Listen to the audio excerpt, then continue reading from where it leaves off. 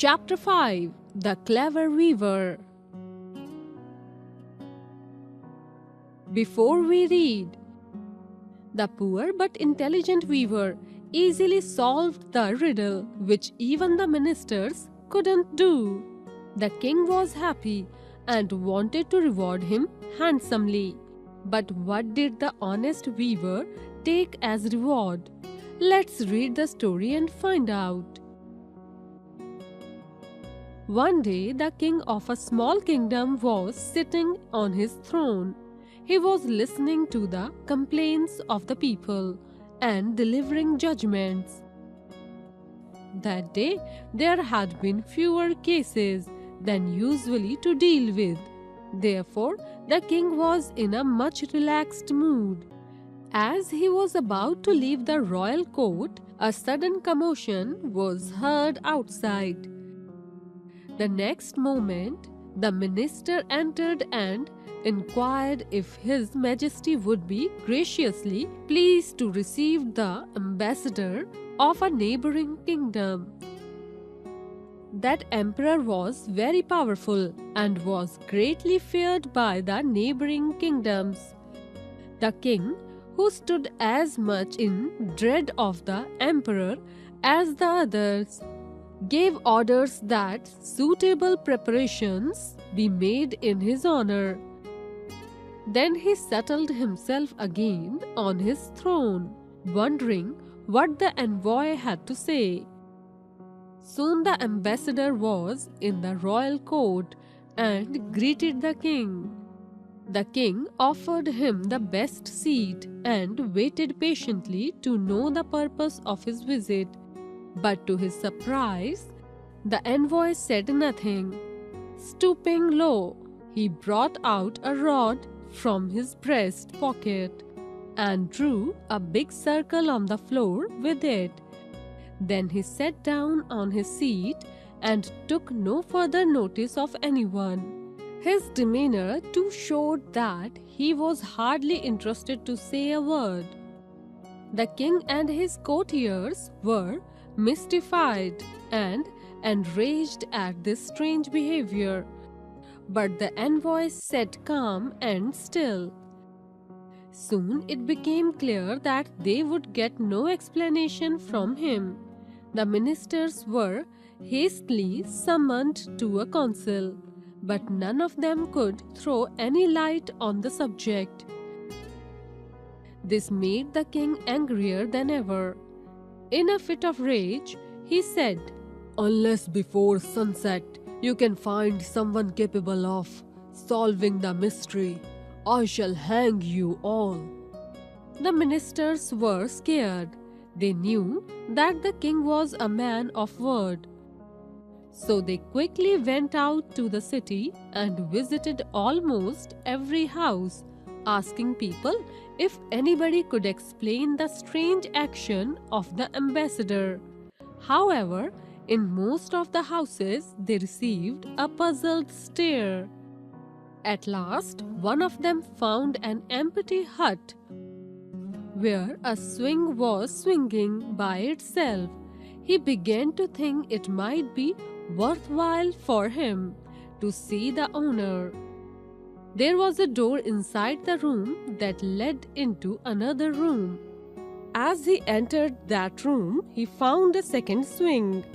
It was also swinging gently like the first, and from the window he saw a patch of corn and a willow pole which moved perpetually without any wind to frighten away the sparrows.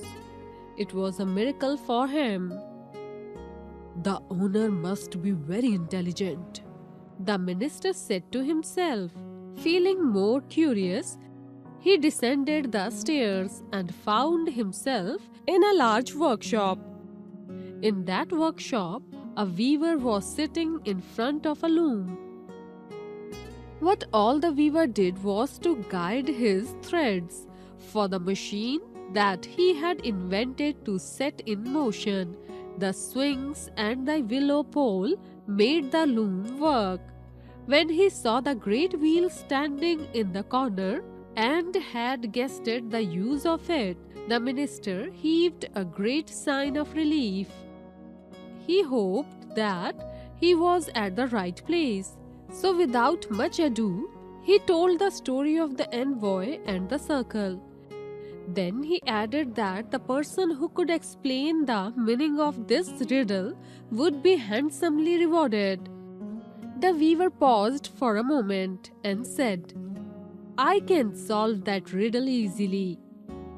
Then come with me at once, said the minister. There is no time to waste. I am ready, said the weaver, turning to the minister. But before leaving, I need to collect something. He walked outside to a hen coop with two knuckle bones lying beside it. He picked them up and taking the hen from the coop, he tucked it under his arm. In the royal court, the king still sat on his throne and the envoy on his seat, signing to the minister to remain where he was. The weaver advanced to the envoy and placed the knuckle bones on the floor beside him. The envoy was astonished and looked at the weaver for some time. Then he took a handful of millet seeds out of his pocket and scattered it round. Without wasting a moment, the weaver set down the hen. It ate up the millet seeds at once. At that, the envoy rose without a word and departed. As soon as he had left the hall, the king beckoned to the weaver. You alone seem to have guessed the riddle, said he. The great shall be your reward. But tell me, I pray you, what it all means. The meaning, O king, is very simple, said the weaver. The circle drawn by the envoy round your throne signifies the message of the emperor that if he sends an army and surrounds your capital, will you lay down your arms?